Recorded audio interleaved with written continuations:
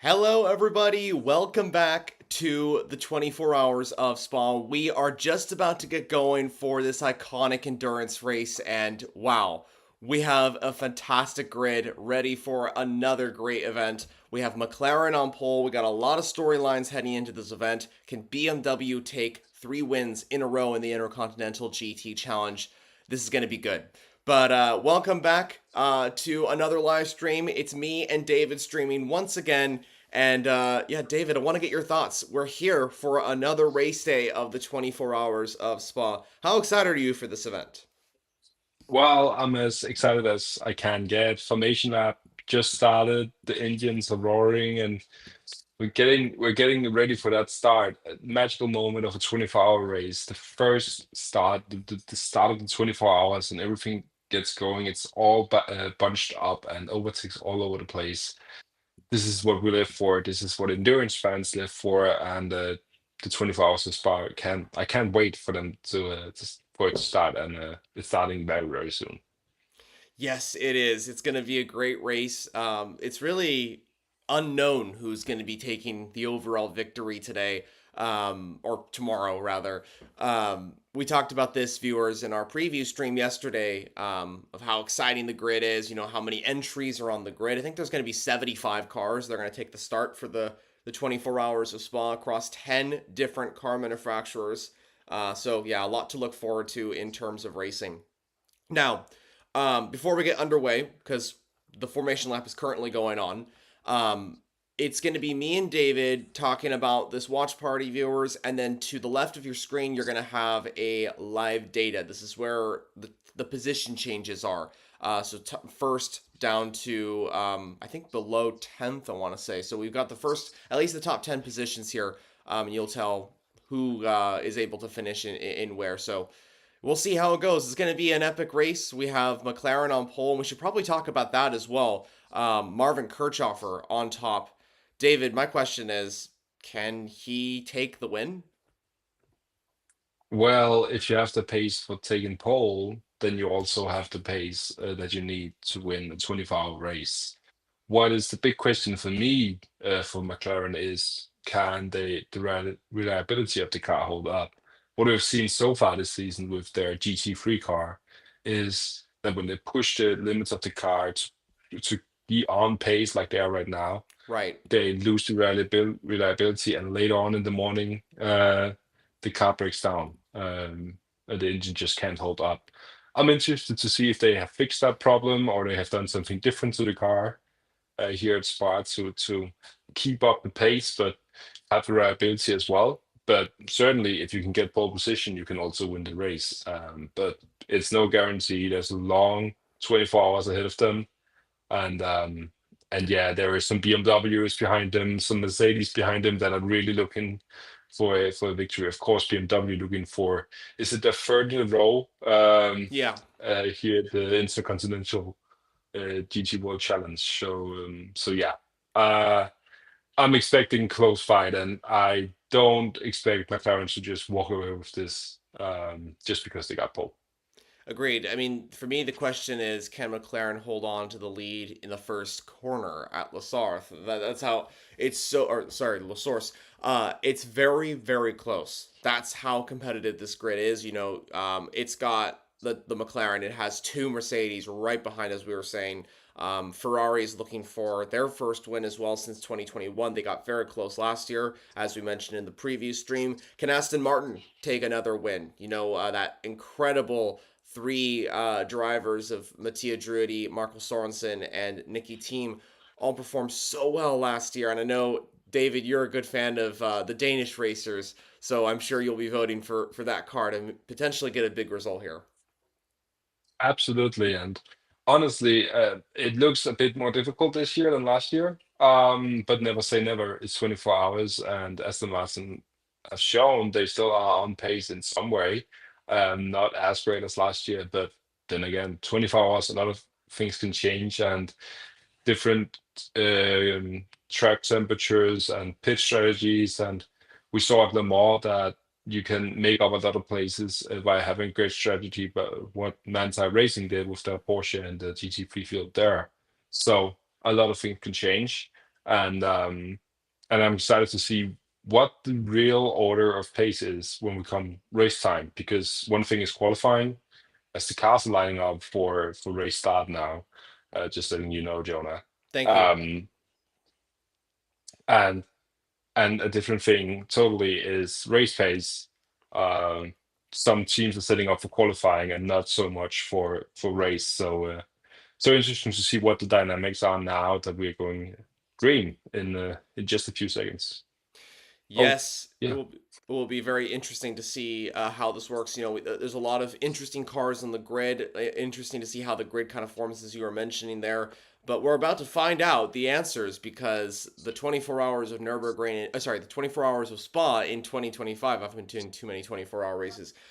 This race is about to get underway with the Maserati pace car at the front. By the way, viewers, you can catch the action live on the GT World Challenge. The GT World YouTube channel. But let's see. Can McLaren hold the lead into turn one? If you see us peering off to the side of the screen, that's because we're watching the live feed. Marvin Kirchhoffer put this car on pole, and McLaren are going to lead the field away with Garage 59 for the 78th edition of the 24 Hours of Spa. Here we go, viewers. Let's get this race underway here in Belgium. And we're almost about to go green flag running. Oh, maybe not, actually. They're going down to the old start. That's Oh, why. right. That's right. If you're wondering, just so you know, the first 5 minutes of the race have already gone by. Of course, the formation lap. No real racing yet. But 24 hours we are on, and now they come down to the old start the screen flags, Jonah, in just a few seconds. Oh, There we go. There goes the McLaren. McLaren leads So, at Spa.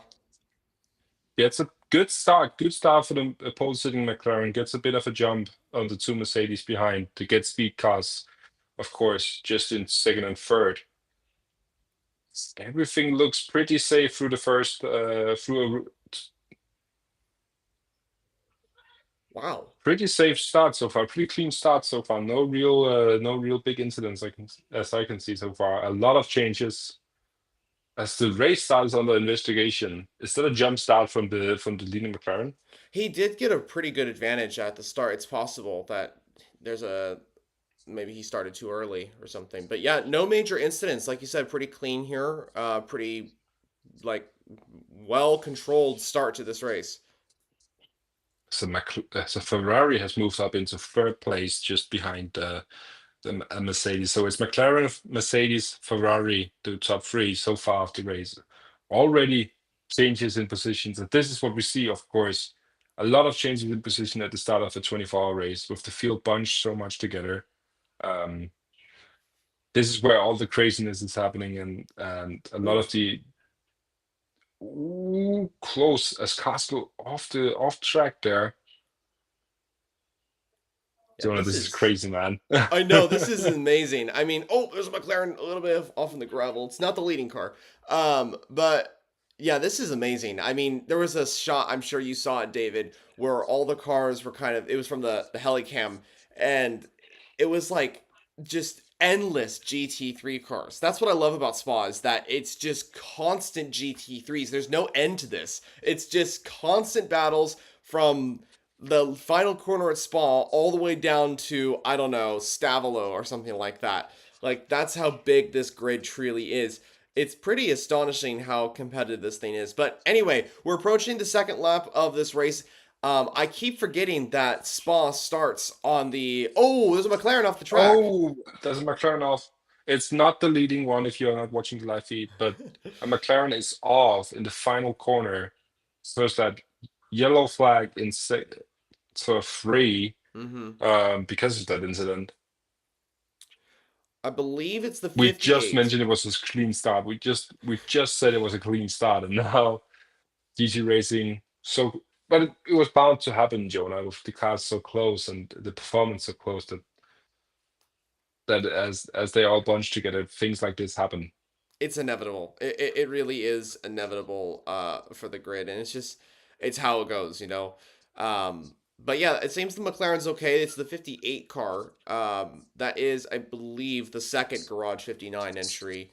Oh, hold on a second. There's a lot of position changes. The Mercedes is tumbling down the order here. I don't know what car that is, though. But anyway, Is the the McLaren is still in. It's just at the 81 very back of car? the field. Yeah, and so far the top three stays the same. It's kind of there's a bit of a gap from the top three down to the fourth place, and then everything just in a line. These cars so close together, and drivers. Oh, that's a great move by the Mercedes driver on the Porsche. I did see that. Yep, that was cool. I mean, this is so tough to follow up with because overtakes constantly happen right now. And the thing is that's Amazing stuff. interesting. The interesting thing too is that just to point out, last year's winner here, Nicky Team, the Aston Martin car, is in seventh. So the Come to You Racing Aston Martin is still in the fight for a win. Currently, though, Marvin Kirchhoffer has a very good lead, as you can see to the left-hand side of your screen. Second place, Jules Gounon, former winner, of course, here in the number 17, I believe, Get Speed Mercedes. And then third is Vincent Abril in the Ferrari from AF Corsa, the 51 car that is. AF Corsa have actually quite a few Ferraris on the grid. Two, I believe, are in the pro category. The other one is the 50. Same numbers as the hypercar WEC entries. 50 and 51 as Ferrari is known for having. So, but yeah, pretty clean start. The only incident we've seen so far is that McLaren that spun off at I think it was the final turn, bus stop chicane or something like that. Um, Yeah. and so yeah, it's been pretty chill. Pretty safe start. And of course, this is a long race, 24 hours, Mm-hmm. or yeah, 23 hours and Oh, 50 minutes. There's another yellow flag in sector three. that's That's a why. Lamborghini number 60 Lamborghini. Ooh, That's had an off. Has he collided with another car, or is it just a solo incident? That's the it's silver ranked car. it is a silver rank car. It's the 60. That entry, what happened to it? It's definitely at the bust. Oh, look at this. There's a There's car. oh, there's debris all over now, all over the start finish straight. Is that a Ford? I think that might be a Ford. No, it's a It's Porsche. the it's a Porsche. Oh, It's a bronze driver. A huge impact on the right front side of that car, and this. that's in a really bad spot, Jonah. That debris. That's really in a bad spot. Yeah, viewers, there is debris out on the track on turn two, from what it seems. This could be a full course yellow to clean up that debris. We're going to see a replay of what happened here. So the Porsche is to the inside of the line, and it seems that. He Oh! hits the Audi in the back and then collides with his. Oh, that's pure bad luck. I mean, he had no chance to react on that. So it seems as though the Lamborghini was involved in another incident earlier on, but the Porsche got involved. So that's Root Ronick Racing's entry, one of their entries. This could be game over for the Porsche because I don't know if you saw it, David, but it looked like it could have been suspension damage for the 911. If it's not game over, it certainly takes a long time in the pit lane to fix suspension damage, and it's almost certainly takes you out of the race. Of course, 24 hours later, things can happen, but even in a 24-hour race, as we see a lot of debris, Full course yeah, yellow. full course yellow, Jonah. Yep. Man, that's now we can settle down. Now we can talk about this stuff because, yeah, that's suspension damage to that Porsche. That's not Oh, gonna. It's gonna take so long, and that's almost race over for that car. When you get suspension damage in a race like this, if it doesn't take, is that's the Corvette. yeah, this is the Johar Racing Corvette, the number two. This car, I believe, had some sort of issue at the start. We were seeing that in the chat as well. Um, and so that car is still in the pit lane, unfortunately. Also, just quickly want to mention Verstappen.com Racing, the Aston Martin, the fan favorite car. That entry, of course, Max Verstappen is of course a part of that entry. He's not racing today, of course. Oh, and there's what happened to the Lamborghini, the Just Ferrari. the Yeah. Lamborghini just closed off the door on the Ferrari. He didn't see him. Um, and then yeah, when you're stopped there, and you come as the Porsche did from behind. you have no chance to avoid an incident. Um, so just pure unluck, pure bad luck for the Porsche team, and I mean, just to start a 24-hour race and then you're already hitting problems like this, that's just awful, awful. Indeed, yeah, that's not good news for Ferrari, Lamborghini, or Porsche. Oh, there was the contact with the Ruronic Racing entry. But sorry, viewers, we had this moment where it was kind of like, oh, we have a view of what happened with the earlier incident. But what I was saying was that the Verstappen.com Aston Martin is, I believe, still in 13th place overall. So it is still doing quite well. I believe it's part of the silver grid, if I'm not mistaken. But that car is doing quite well. It's still in 13th. Oh, sorry, not silver. It's gold. And it's in between BMW entries. So right behind the Rove 98 car, the entry that won last week at the Nürburgring, and then right ahead of the other BMW. Speaking of BMW, their GT, their Team WRT entries are not doing super well. All of them that are in the pro class are in 15th, 16th, and 17th position, respectively. Or sorry, 14th, 15th, and 16th. Rove Racing also have entries. That's a team, of course, that everyone knows is quite well. They are, I think that their car, the 998, is just behind the Team WRT entries, and the 98 is just ahead of the Verstappen.com Aston Martin. So the BMW, I don't know. I mean, this is still a long race to go. But I don't know, Team WRT, things aren't going maybe exactly as they would like.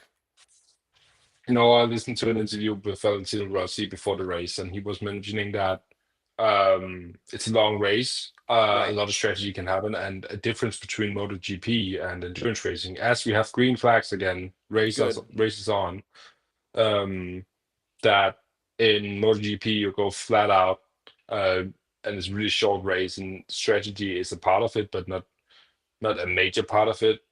Whereas in endurance racing, you have to manage the car. You have to sometimes go slower than you actually can with the car just to preserve and to save the car until the end of the race where you really push flat out.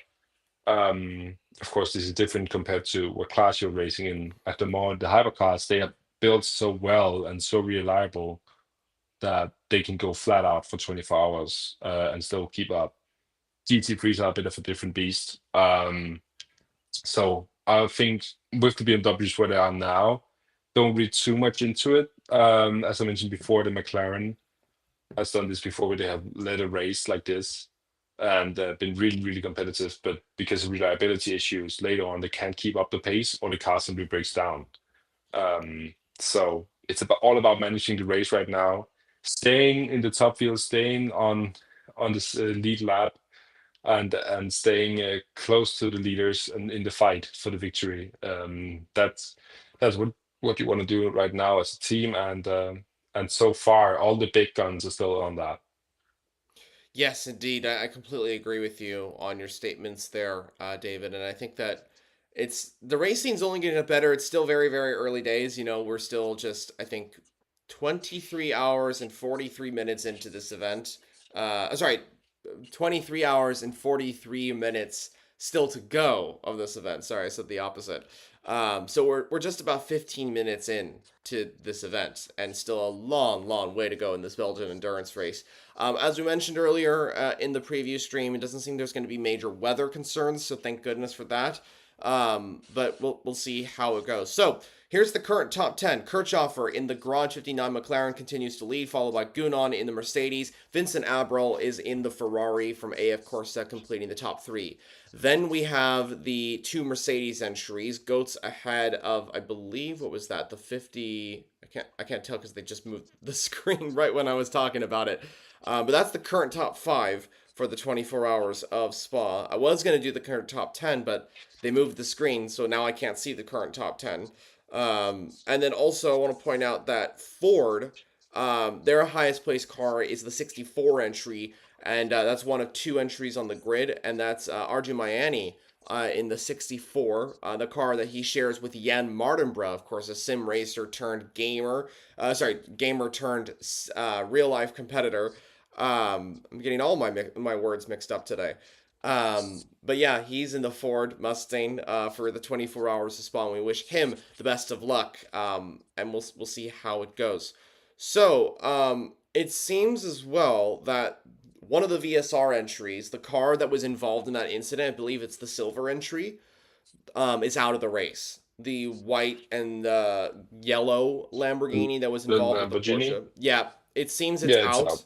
Yeah, that's so sad. That's that's just awful to just have started the 24-hour race. One of the biggest, if not the biggest GT race in the world, and you're out within the first 15 minutes. That's just always awful, no matter what team you are and no matter who you support. We always want to see the cars fight, and not go out in the start of the race. But yeah, one fun thing I want to mention is that, of course, we haven't really talked about this, but the different classes, there are bronze, silver, gold, and pro. Mm-hmm. And with them all being in the same machinery, there's no difference in machinery. It's just all down to the drivers. Really mixes up the field, and gives some fun dynamics with these teams. Of course, um, we are seeing the bronze teams and the silver teams go further down the grid, and the pros, of course, take the lead. But we have some gold teams mixing it up in the top 15 or the top 20, and it's a fun dynamic with these more amateur drivers mixing it in with pro drivers who have won Le Mans, who have won Nürburgring, and have to battle in the same machinery with each other. That's always fun to see, and something, of course, a bit different than we're used to in the WEC, where one bronze driver is in every car. Now it's all platinum and gold drivers in the pro teams. Right. They have to fight between these team with bronze drivers. So a lot of things can go wrong in that, and it's really difficult to with 75 cars and now 74 cars on the grid. Um, a lot of things can go wrong. But I'm interested to see what is going to happen, and yeah, a long ways ahead, Jonah. Very, very long race ahead. Yes, and like we were mentioning, viewers, still very, very early days. Just 20 minutes in. Stuff has already happened. You know, we talked about the VSR entry retiring, Root Racing, potentially having to retire their Porsche as well from this race with suspension issues. But we'll see how that progresses. Still a long way to go. David, you already mentioned, of course, we have five classes on the grid. Of course, the pro class is the entry or the category that everybody is really talking about because it's the main class. It's the cars that are fighting for the overall victory, really, and have the best chance to at least. So yeah, just a lot to look forward to. And I think what I've noticed across this race and after just my time filming it or my time just covering it, is that how many different variety of drivers are here. You have racers from WEC, you have racers from IMSA, you have racers from Intercontinental GT, you have racers from GT World Challenge. You know, this is what's so amazing about races like these and specifically the 24 hours of Spa is that you have a mix of so many different cars from challenges all over the world. Of course, this is totally different to Formula One, but it's kind of like if Formula One was running in different championships, like if there was multiple different types of Formula One championships, and then all the F1 cars got together for one big race. And so that's kind of what it's like here. Of course, this is GT racing, GT3 racing in particular, not F1 or anything like that. But just to give context, it's kind of like that.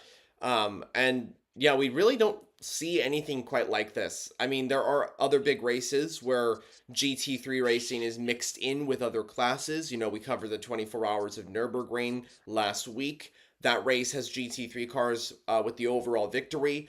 There are other events like the 24 Hours of Dubai, which also house just GT3 cars, really. But this is really the only race where it's this prestigious event in a big championship like Intercontinental GT, where it's all the cars that could theoretically win the race. So that's what's so interesting about this event. And yeah, honestly, after this race, I was thinking David, we've been covering so much throughout June. We've been covering so much up until June, to the point where I'm sure you and I are both losing sleep, which is fine. You know, that's part of the endurance racing thing. But I was thinking, after this, we have a little bit of a break, it seems, because the next race is really the Interlagos 6 hour for the WEC. And then we have a break. We have some summertime to just relax and do other things. So it's going to be interesting to see how that works out. And I don't know. I'm just thinking about that. Yeah, we're going to the second half of the season. For WEC, there are 4 races to go. We have just completed 4 races. Right. So going to the second half of the season for most of these championships that we're following. Also for the drivers, some of the drivers that we have here have competed in all three 24-hour races these last 3 weekends. So they are gonna need a break, and we are as well. But it's always weird to go from non-stop racing action 24 hours every single weekend to all of a sudden not having anything. Um, but but yeah, they come every year, and this is the end to three 24 hours in a row. And honestly, I'm looking forward to it. Me too. But right now, this is also awesome to see the race, this almost 24 hours of June, end off with the Spa 24, which is just an awesome race, and always will be a stable for GT racing, and a place where we, no matter what, will see some close racing because the cars are the same. Mostly. It's almost as if we put an LMP2, 74 LMP2s, and just put a bunch of different drivers in them, and let them roar. Because these cars are so close, and it's all down to strategy and setup, and if you have the fastest drivers and the fastest uh, setup of driver lineups, I mean, you can have 3 fast drivers, but if they can't work together on one car, you will have a horrible team. Yeah. So really interested to see how the dynamics work out. Right now, race settles in. There's a bit of a gap opening up from the 10th plate, the 50 Ferrari down to the BMWs. But otherwise, pretty still close together. Still a lot of chance of movement. But then again, we are in we're still in the first half an hour of the race, and a lot can still happen. And the teams are looking to just save the car, stay competitive, stay in the front, and really start following their strategies. Now strategies come into a play. Teams may go for saving fuel or going flat out and seeing what dynamics this will bring up, and if you can save a stop at the end of the race, or if a safety car, full course yellow, will mix things up. A lot of things can happen, and it's just about staying near the front and staying competitive. Yeah, the overall concept is very similar to an event like Le Mans or event like Nürburgring. You know, this is all down to strategy. You know, there are so many factors to consider here. This is why the Spa 24 is so interesting. This is why 24-hour races are so interesting. The overall concept may be the same, but each race is still technically different. You know, Le Mans versus Spa, for example. Le Mans has prototypes. You know, it's Le Mans. I don't really have any words to really describe it. You know what I mean. Spa is just a totally different event. It's also racing around another iconic raceway.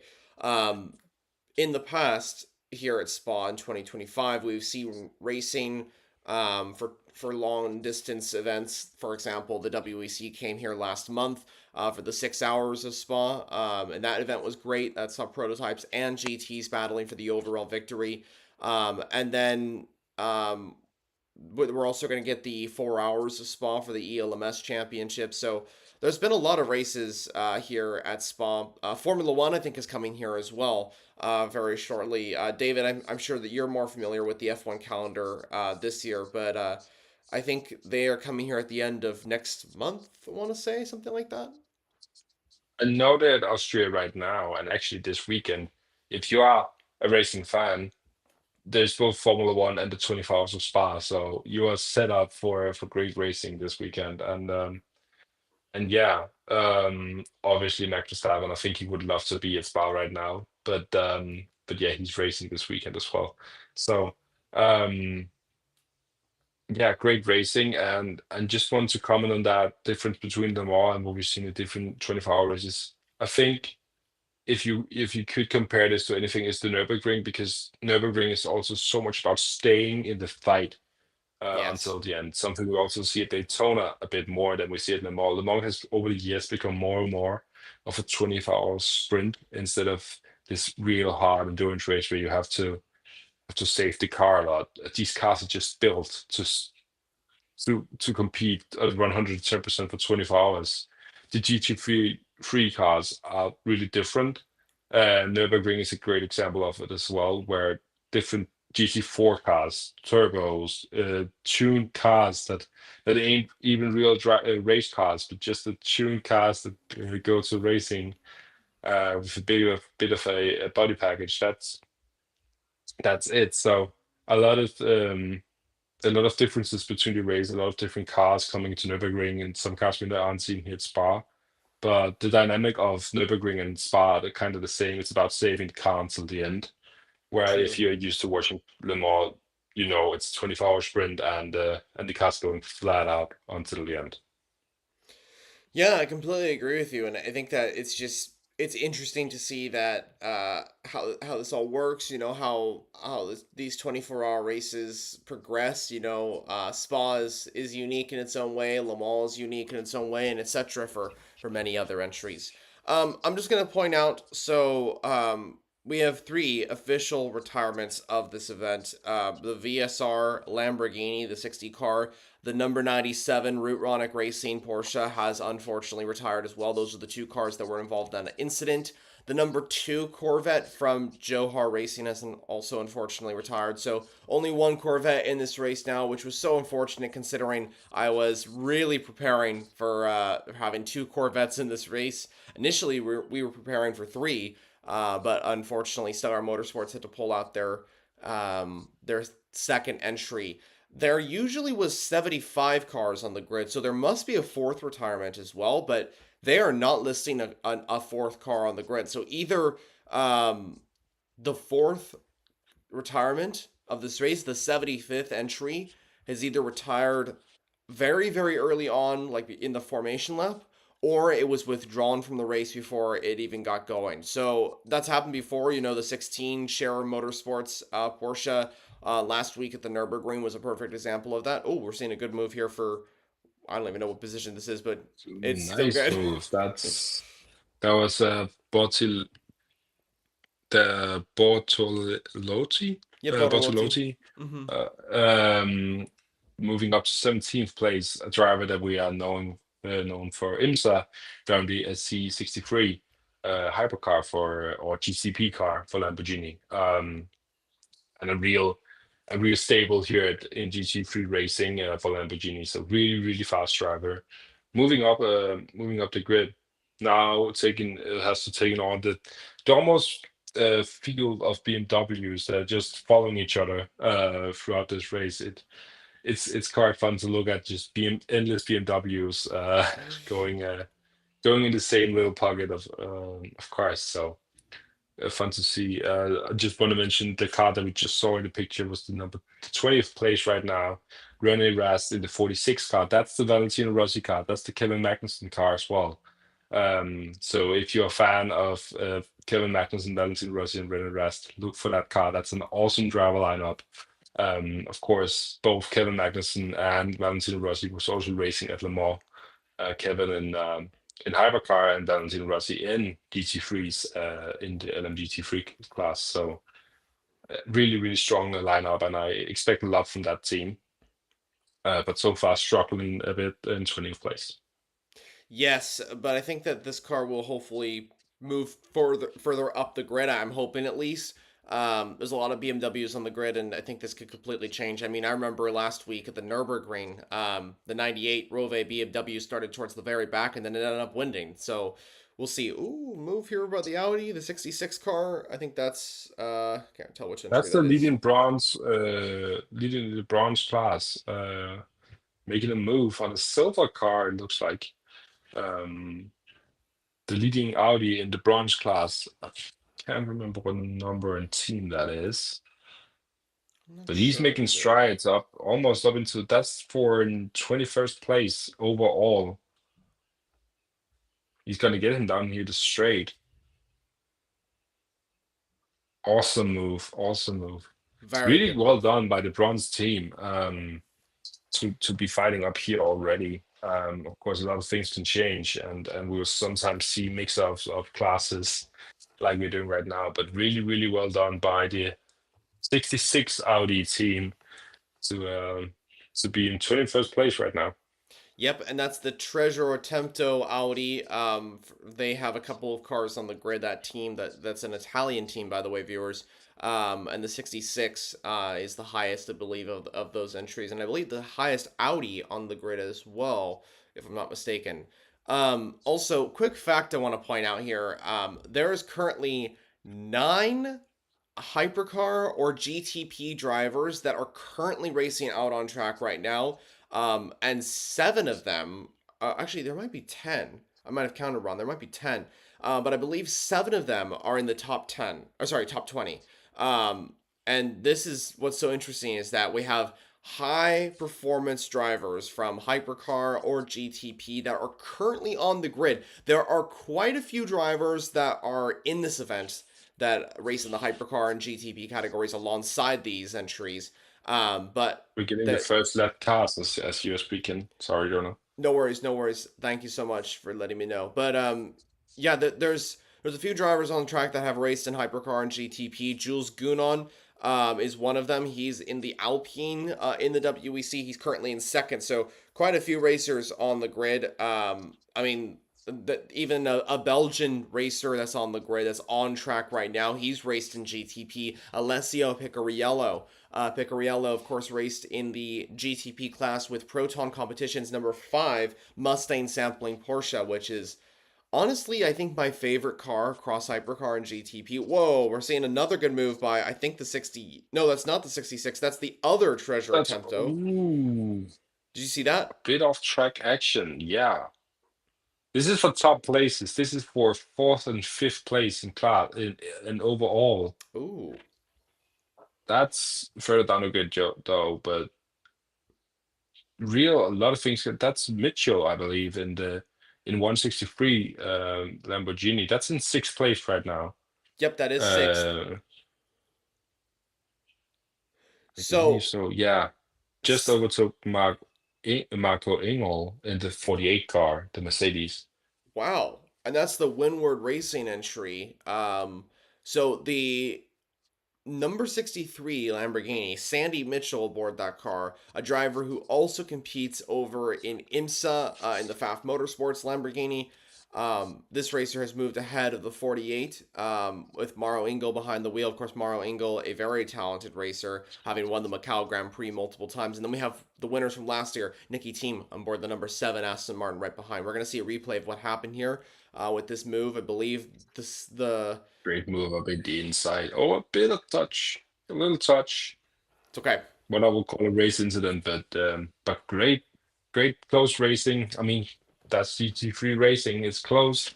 You have to have the balls to make these late launches into corners, and the Lamborghini of Mitchell just did that. And awesome to see. Awesome to see these great moves. As the it looks like last year's winners in the Aston Martin are falling a bit down the grid, as it is still McLaren, Mercedes, Ferrari, the top three overall. Same top three as we had almost since the start of the race. So uh, really, really competitive, really, really close. Nice slow mos right now. We get off the Aston Martin 007, last year's winners, as they finished off another lap here at 24 Hours of Spa. Yes, a very competitive field. 4 different manufacturers in the top 5 right now: McLaren, Mercedes, Ferrari, and now Lamborghini, with Sandy Mitchell moving that car into the top 5. So great to see.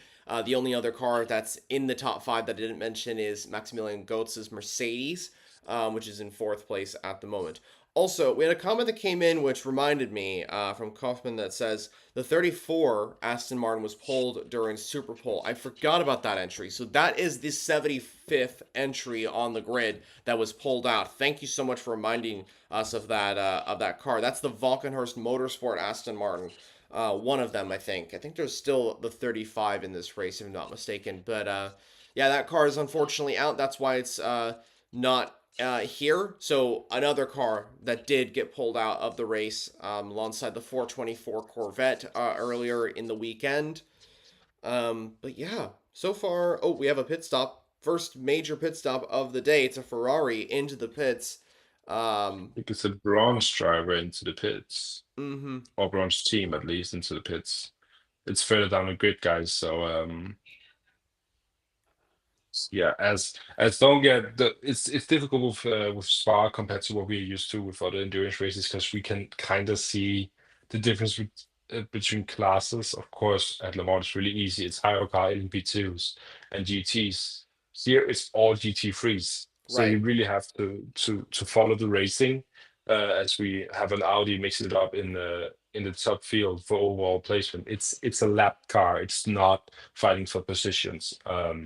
Just to let you guys know. So it's really difficult to follow, but I would suggest that you guys, when watching this race, and also after we have gone after the live stream, go find a live timing because that will really help you seeing the different placements. Because with these all being GT3 cars, it's really difficult to see who's actually fighting for positions and who is just a lap car. Um, but really, really interesting so far. Really nice to see so close and clean racing. It's some kind of a theme for the 24-hour races that we have had this so far. Nice racing, not too many incidents, and a really professional start so far. As the top three are really distancing itself from the rest of the grid. I was just about to say that, yeah, the 51 entry has now kind of backed away from the top two. So there's a little bit of a gap forming between second and third. Meanwhile, the Schumacher CRT Porsche has moved ahead. Whoa, this was a good move by the 66 Trezor Attempto Audi. Ooh, Oh, that's debris. yep. That That's the was, bronze. That's the bronze leader car, the 66 bronze class leader. That was the car that we just saw moving up the grid and fighting for positions. and here comes the As second yeah, we get the entry. first pit stops. Oh, yes. The second entry has also moved up the order as well. That's the 99 Treasure Attempto Audi. So we were just talking about the 66. The 99 is moving up the order, trying to get ahead of RG Miami's Ford. So that I believe is Aka aboard the Audi, which is currently in 24th, if I'm not mistaken. Um, Also, just wanted to point out one of the drivers on the grid that I've just noticed that I didn't know who he was racing. Down in 24th position, the number 23 McLaren, Alex Buncombe. Buncombe is a driver that hasn't been heard of in quite some time in terms of the big races, but if viewers can recall, he was a driver that was a part of the LMP1 program for Nissan back in 2015. And it's funny that he and his former teammate Jan Mardenborough are currently battling for its 22nd position. He, of course, is on board that entry. And there's another driver, RG Miami, who's on board the HRT Ford, but that's the car that Jan Mardenborough drives. So it's two former teammates effectively going at it 10 years later after the Nissan program. So quite interesting to see that. Real quickly, just to point out, David, you mentioned earlier that once we're kind of off the air, a lot of viewers can go check out the live timing, and I'll just continue that. The way you can find the live timing viewers is on the CrowdStrike 24 hours of spa.com. Go check out the website there. That's the live timing we're using right now. And then also, of course, the YouTube stream is up as well. The official stream, that is. That is I think the 24 hours of spa official stream from GT World. So that's the SRO YouTube channel, basically. Go watch the event there. It shouldn't be geo-blocked in your area, but I could be wrong on that. It really depends on where you're at in the world. But thank goodness the 24 hours of spa does a pretty good job with how you're able to watch this race live. So it's nice to see. in general, the GT World different championships are doing a really great job of live streaming races and really getting GT racing out there. Of course, yeah, Jonah has just last year started really following along with these GT championships, and it's really interesting to see how much racing there is actually going on, how many different championships are going on, how many different cars are going on, and also just wanted to mention for the 24 hours of Spa, if you aren't that good with English, there's so many different commentators as well in different languages for the 24 Hours Spa, all free on YouTube. So it's really easy to access the 24 Hours Spa, and something that I think many other championship could learn a bit from to really spread out the sport. Yeah, multiple different languages is good, I mean, not everybody speaks English, I mean, it's good to have multiple different languages for just everybody. I mean, we want to include everybody here. That'd be really cool if we had a Formula Jonah Spanish account or Formula Jonah French account or whatever. That'd be kind of neat. I'd like to see that one of these days if we ever get an opportunity. But yeah, it is good to have multiple different languages, multiple different commentators, and it's just awesome. So the leaders have spread the gap even more. Marvin Kirchhoffer continues to lead for McLaren as we approach the first hour being ticked off the board. The 51 Ferrari is now about 6 seconds behind the McLaren, but they have a Mercedes in between. That's Jules Gounon, a former winner, of course, at this event. He is still on the back of Marvin Kirchhoffer. We're actually seeing it on screen right now. Kirchhoffer is just ahead of Jules Gounon's Mercedes. That's the red and white car for those watching the live feed right now. Meanwhile, Sandy Mitchell is chasing down the Mercedes that's in fourth right now. And the British racer is doing a very good job to try and get into fourth and get four different manufacturers in the top four. So there could be a switch for fourth very soon. It could be. He's been moving up the grid really, really fast, and this seems like they're going flat out so far for this stint. It's just once again, it's the Get Speed team that's in the second place. This number 17 car, yeah, as you mentioned. So really nice to see them up there. Get Speed, of course, also at Nürburgring, but now fighting for the victory here at Spa so far. Of course, 23 hours left. Still a long, long, long way to go. But you can already see some of the signs of which teams and which cars are up there in terms of pace and who are struggling a bit more. And it looks as though that the Lamborghini has some pace in these early stages. Very surprising. And so that's the VSR entry that's on board with Sandy Mitchell. The 163 VSR Lamborghini doing very well. And as you mentioned, the Hurricanes are doing pretty good overall. So we'll see. Can Lamborghini grab their first win at the 24 Hours of Spa? I want to see Lamborghini do well. I predicted them to win the 24 Hours of Nürburgring, and they've never really been able to achieve a big result in a 24-hour endurance race. Their biggest result as of today, like their main achievement was winning the GTD Pro class in IMSA, I believe last year in the Petit Le Mans event. That was a 10-hour endurance race. I believe that's their biggest achievement to date in terms of length for an endurance race. So they need a big result. They need to start getting these big 24-hour endurance races if Lamborghini are going to challenge their rivals Ferrari and other brands on the grid as well. So we'll see. We'll see how it goes. But yeah. So David, I want to. Do you think this is a good point? We should take a break, or do you think we should continue a little bit more? What's your thoughts on timeline here? I think so far the race has really settled in, and we are soon to get what I expect the first pit stop phase for the leading cars as well. Mm-hmm. Will be interesting to see how that lines up. But for the viewers at home, if you can follow along, this is so difficult to follow these 24-hour races. I know. Yeah. But of course, what usually happens with these 24 hours is they do a really good job of keeping up highlights for every hour, and you could always step in and see what has happened. Um, with the 24 hours of Spa, there is also points given for leading cars at certain hours at certain times of the day.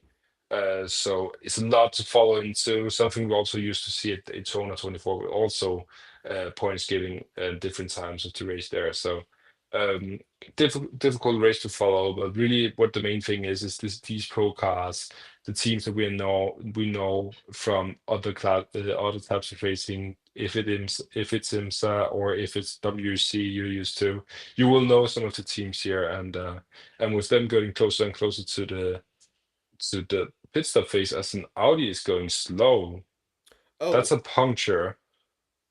Is that the number? That's the number 88 car. No, that's the 66. That's the leading. no, no, I think that's That's the the leading in 88. the bronze car. I think it's Is the that the 88. 88 Yeah, that it's the just pulled up a graphic? yeah, because I think the 99 just went past and the 66 is further ahead, thank goodness.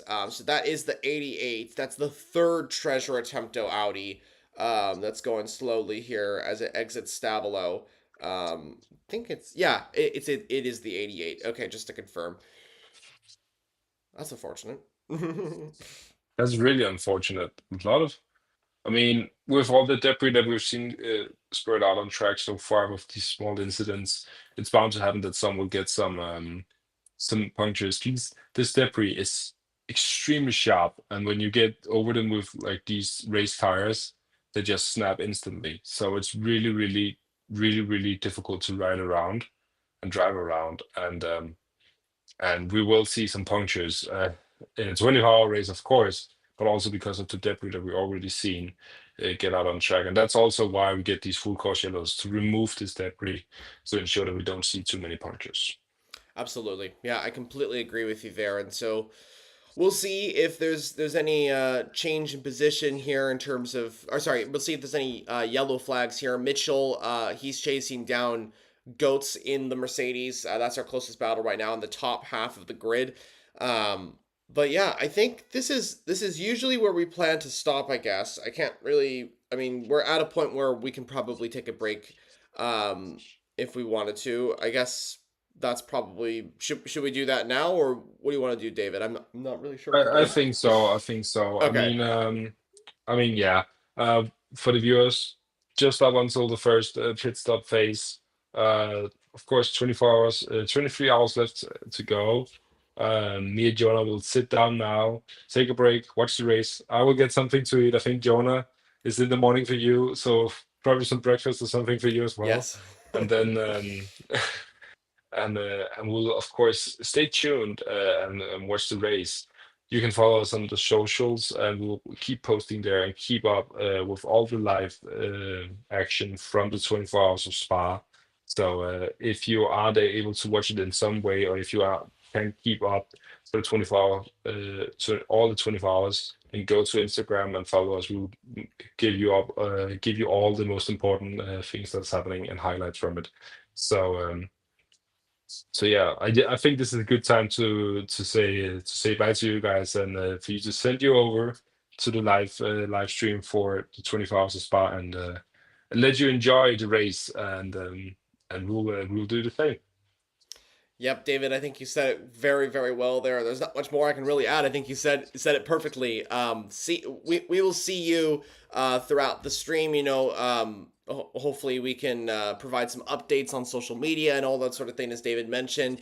And of course, you can catch the action live on the GT World YouTube channel. The link is going to be in the description down below for this live stream. You can also catch the live timing, like you can see to the left-hand side of your screen right now on the CrowdStrike 24 Hours of Spa website. But for now, David and I are going to get some rest. Finally, after so many weeks of covering content, we can finally take a break. By the way, viewers, the 88 Audi from Treasure Attempto has made it back, so thank goodness it's still in this race, and we'll go back out on track shortly. But that's it from us for now. Our next major race in terms of action after the 24 hours of Spa is going to be, I think, in 2 weeks' time. It's going to be the 6 hours of Interlagos in Brazil for the WEC, as well as the IMSA CTMP event, the Chevrolet Grand Prix, round 7 of that series. So, yep, not much more to say. We're going to sign up for now. Have a great rest of your day. Enjoy the racing action in Belgium. And again, thank you to David for joining me during this live stream.